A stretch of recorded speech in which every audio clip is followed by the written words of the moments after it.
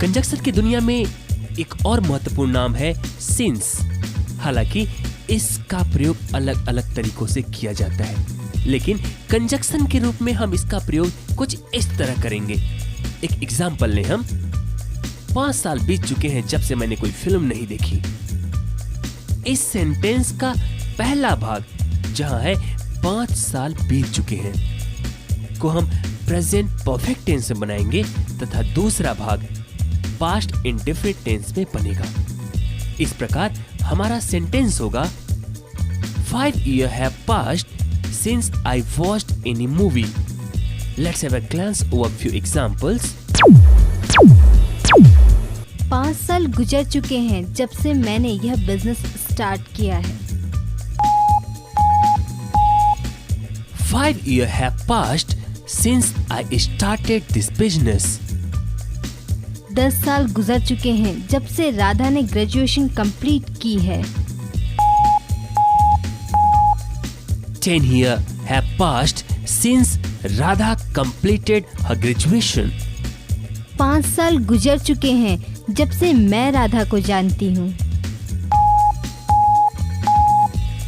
5 years have passed since I knew Radha. 4 घंटे बीत चुके हैं जब से मैं तुम्हारा इंतजार कर रही हूँ। 4 hours have passed since I have been waiting for you. 2 घंटे गुजर चुके हैं जब से वह खेल रही है। 2 hours have passed since she is playing. 1 वर्ष बीत चुका है जब से बारिश हुई। 1 year has passed since it rained here. 5 साल गुजर चुके हैं जब से मैंने अपने प्यार का इजहार किया। 5 years have passed since I expressed my love. 1 महीना गुजर चुका है जब से वह हॉस्पिटल में है। 1 month has passed since he is in hospital.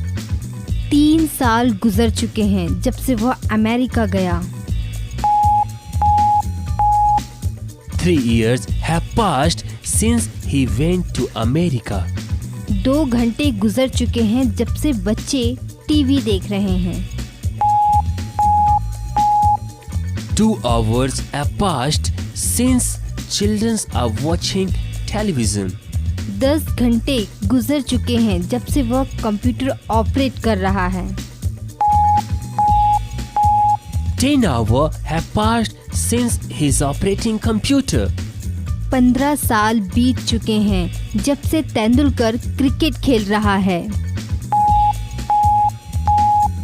15 years have passed since Tendulkar is playing cricket. 50 साल गुजर चुके हैं जब से लता मंगेशकर गाना गा रही है। 50 years have passed since Lata is singing songs. 4 साल गुजर चुके हैं जब से बीजेपी सत्ता में आई। 4 years have passed since BJP came into the power. कई सप्ताह गुजर चुके हैं जब से मैंने यह खबर सुनी।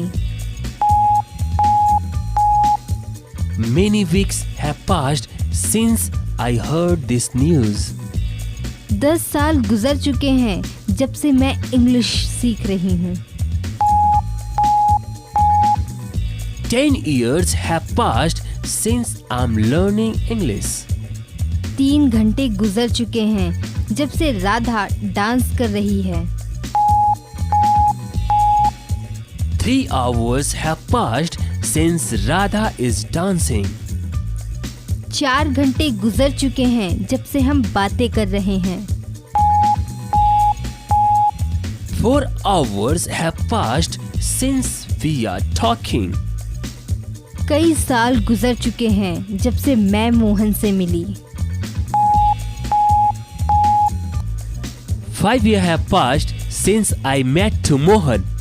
5 साल गुजर चुके हैं जब से वह मल्टीनेशनल कंपनी में काम कर रहा है। 5 years have passed since he is working in a multinational company. 1 साल गुजर चुके हैं जब से बिन लादेन अमेरिका पर अटैक किया। 1 year have passed since Bin Laden attacked on America. 5 वर्ष बीत चुके हैं जब से मैंने तैरना सीखा। 5 years have passed since I learned how to swim. Tense पर कमांड करने के पश्चात हम आगे बढ़ेंगे, लेकिन एक बात स्पष्ट कर दें, टेंस का सिर्फ नॉलेज होना ही पर्याप्त नहीं है, बल्कि उसकी अच्छी तरह प्रैक्टिस करनी भी जरूरी है। जितनी ज्यादा प्रैक्टिस आप करेंगे उतनी ही जल्दी फ्लुएंसी गेन कर सकते हैं आप। अब हमारा अगला फेज होगा रैपिड एक्सेल स्टडी का।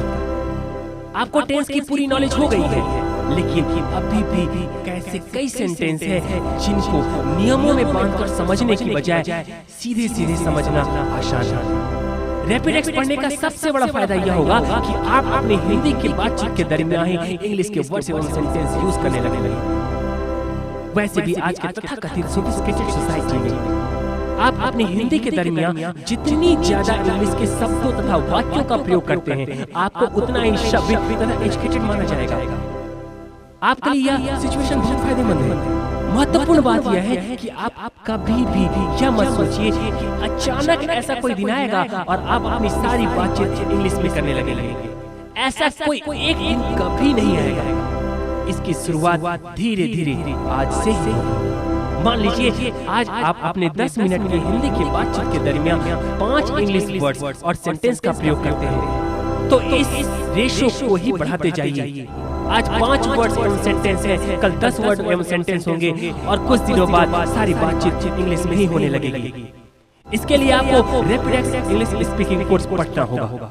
तो हमारा अगला स्टेप होगा एक rapid x English speaking course खरीदिए और अच्छी तरह पढ़िए एवं साथ साथ आपने जो पढ़ा उन छोटे छोटे सेंटेंस को अपने हिंदी के बातचीत के दरमियान प्रयोग करना शुरू कर दीजिए। अगर आप यह कर सकते हैं तो सफलता आपके कदमों में है। आगे बढ़िए, सफलता एक दुल्हन की भांति बेसब्री से आपका इंतजार कर रही है। डियर फ्रेंड्स, हम आशा करते हैं रैपिड एक्स को आप अच्छी तरह पढ़ चुके हैं तथा अच्छी तरह प्रैक्टिस कर चुके हैं। यदि आप सचमुच रैपिड एक्स पर अच्छी तरह प्रैक्टिस कर चुके हैं तो आगे बढ़िए, हम चल रहे हैं हमारे अगले एक्शन प्लान की ओर। अभी तक आप हिंदी के दरमियान ही इंग्लिश शब्दों एवं वाक्यों का प्रयोग बीच बीच में कर रहे थे।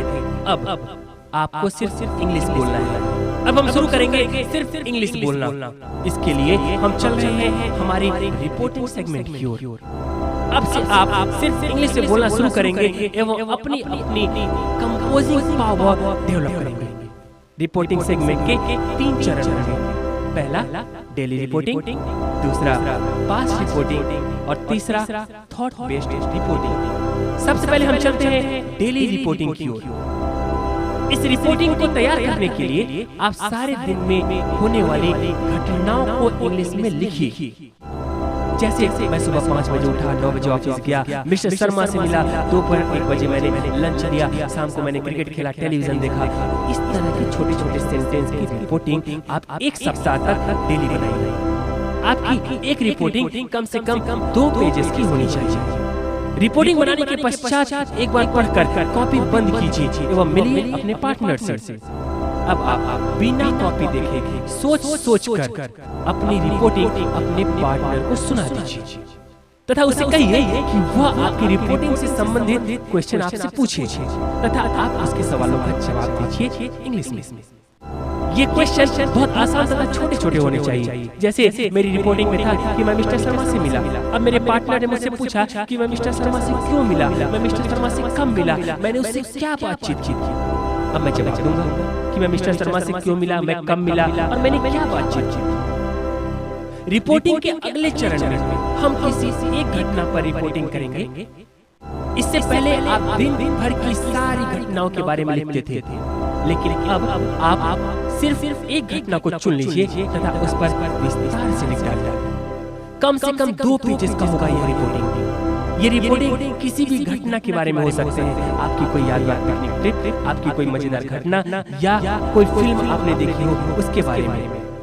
फिर पिछला सेम प्रोसेस दोहराइए, अपने पार्टनर के साथ उसे सुनाइए और सवालों का जवाब दीजिए। इस प्रकार का रिकॉर्डिंग कम से कम 15 दिनों तक लगातार सब दिन एक एक खींचिए। अब चले रिपोर्टिंग के तीसरे एवं अंतिम चरण की ओर। इस चरण में हमारे पास है thought based reporting. Thought based reporting में हम किसी भी टॉपिक पर, जैसे क्रिकेट, पॉलिटिक्स, फिल्म, आपका सह कल्चर आदि आदि किसी भी टॉपिक पर रिपोर्टिंग तैयार करेंगे। अब आप इसे अपने पार्टनर को सुनाइए तथा उसके सवालों का जवाब दीजिए। यदि आप यह कर सकते हैं तो सफलता आपकी मुट्ठी में है। आगे बढ़िए, सफलता आपका दुल्हन की भांति शर्माई हुई बेसब्री से